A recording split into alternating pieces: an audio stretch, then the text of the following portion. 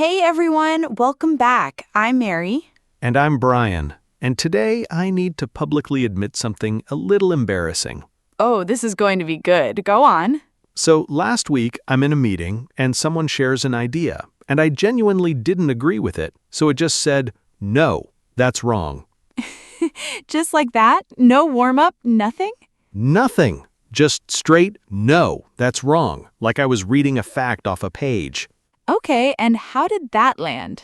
There was this pause, this very specific, uncomfortable pause, and I could immediately feel that something wasn't right, even though technically I wasn't even wrong about the idea. Oh, that's such a classic trap actually, because the problem wasn't your opinion, it was how it came out.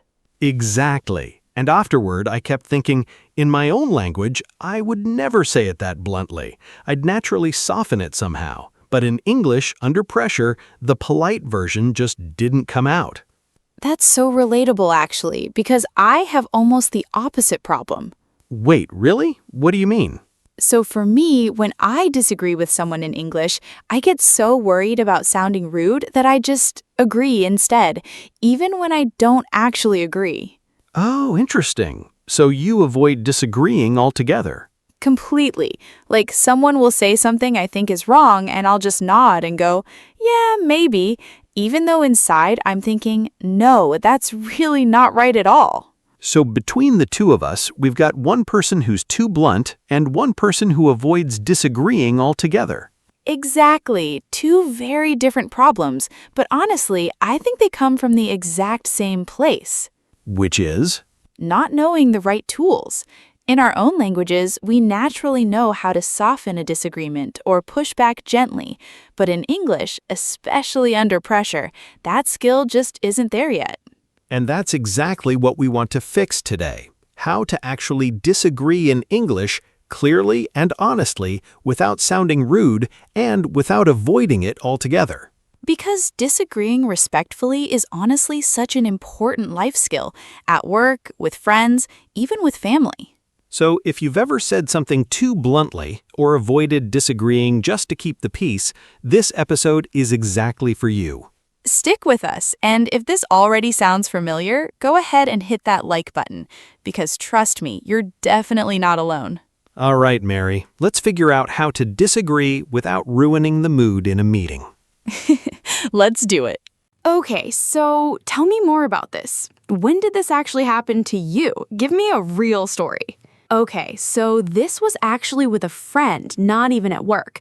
We were planning a trip together, and she suggested this really long, tiring itinerary, like 6 cities in 5 days. Oh, that sounds exhausting just hearing it. Exhausting. And personally, I really wanted a slower, more relaxed trip.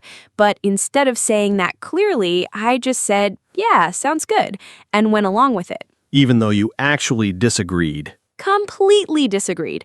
And the whole trip, I was quietly tired and a little frustrated, but I never actually said anything because in the moment, I just couldn't find the right way to disagree without sounding difficult. So it wasn't that you didn't have an opinion, you just didn't have the tools to express it comfortably. Exactly. And I think this happens to so many learners, especially people who are naturally a bit more careful or polite. We'd rather stay quiet than risk sounding rude or causing tension. That's so understandable, though, because disagreeing already feels a little uncomfortable, even in your first language sometimes. Right, but in English, it feels 10 times harder because you don't have that natural instinct for the right softener phrases yet. So what ended up happening with the trip? Honestly, we did the whole exhausting itinerary, and I came home needing another vacation just to recover from the vacation. That's such a familiar feeling, though, honestly. Agreeing your way into total exhaustion. Completely. And looking back, if I'd just known a simple, polite way to say, actually, I was thinking maybe a slightly slower pace might be nice, the whole trip could have been so much better for both of us. Right, because disagreeing respectfully usually isn't about creating conflict. It's actually about being honest in a kind way. Exactly. And I think a lot of us confuse disagreement with conflict, when really they're not the same thing at all. That's such an important distinction, actually. Let's get into that a little more because I think understanding that difference is really the key to this whole episode. Yes, let's dig into that. Okay, so I actually thought about this a lot after my meeting disaster. Why does disagreeing feel so much scarier in English than in our own language? Yeah, because I don't think it's really about the words themselves. It's not, actually. In your first language, disagreeing usually comes with all these natural, automatic softeners built in. Tone of voice, small pauses, little phrases you don't even think about. Right, like in my language, there are all these small expressions that soften things automatically, almost without effort. Exactly. But in a second language, those automatic tools often aren't developed yet. So when you disagree, it can come out either too blunt, like mine did, or it feels so risky that you avoid it completely, like yours did. So it's not that we're naturally rude or naturally passive, it's just that the softening tools haven't fully transferred into English yet. Exactly. And there's also a bit of fear involved, right? Like when you're already a little unsure of your English, disagreeing feels like an extra risk on top of everything else. Oh, that's so true. It's like, what if my English isn't good enough to explain this properly and it just comes out sounding harsh or confusing? Right. So a lot of learners choose the safer option, which is just agreeing or staying quiet, even when they don't actually agree. Which then leads to exactly what happened to me, quietly going along with a 6-city, 5-day trip I didn't even want. Exactly. And on the other side, when someone like me feels confident enough in the language, sometimes the confidence comes out a little too directly without the natural softening. So it's kind of two sides of the same missing skill. Exactly. And here's the good news. This is honestly one of the easiest things to fix because it's mostly about learning a small set of soft, natural phrases. Right, it's not really a personality problem, it's a vocabulary and phrasing problem. Exactly. And once you have the right phrases ready, disagreeing suddenly feels so much less scary for both types of people. Okay, I'm honestly really looking forward to this part. Let's talk about what disagreement is actually for and then get into the practical phrases. Yes, let's do that next. Okay, so I think a lot of us think disagreement equals conflict, but that's really not accurate, is it? Not at all, actually. Real, respectful disagreement isn't about winning or creating tension. It's about honestly sharing a different perspective while still respecting the other person. So the goal isn't to prove someone wrong. Not at all. The goal is just to add your honest perspective to the conversation in a way that keeps the relationship comfortable and respectful.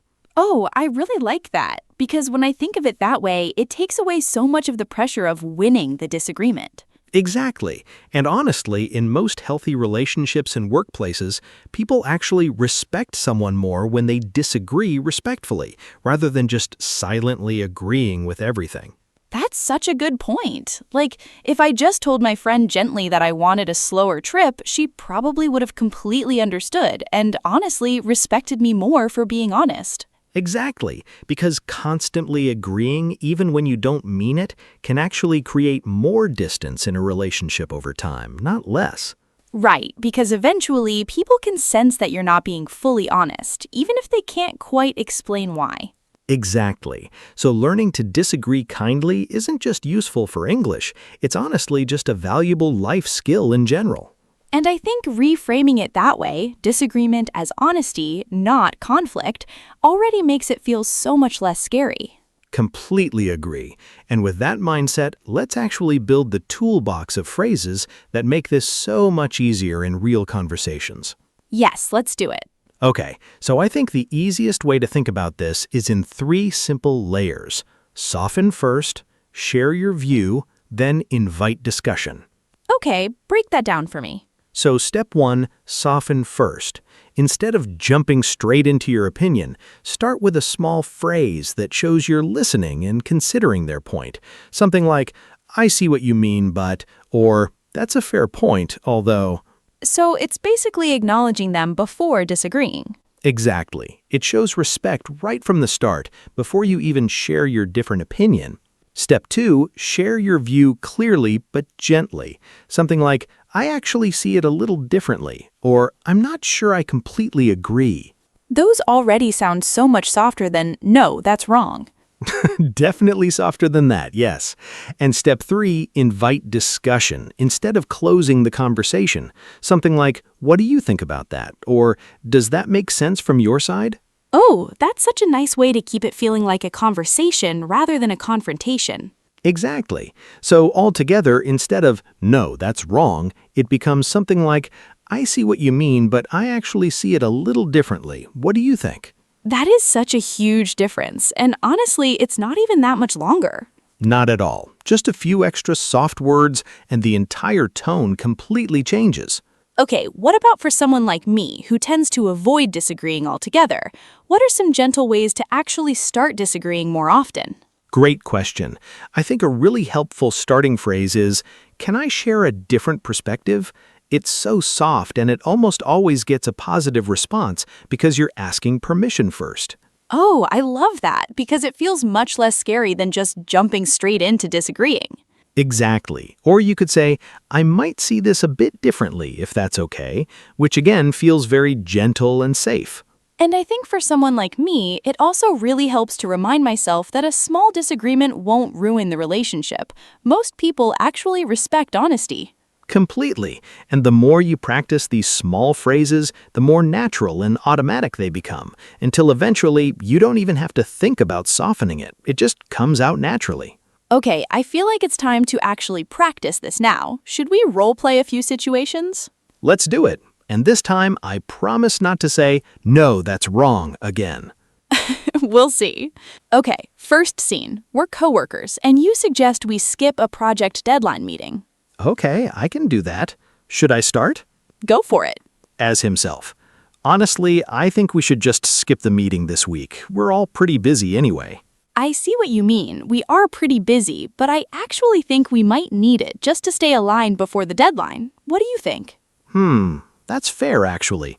Maybe we could keep it short instead of skipping it completely.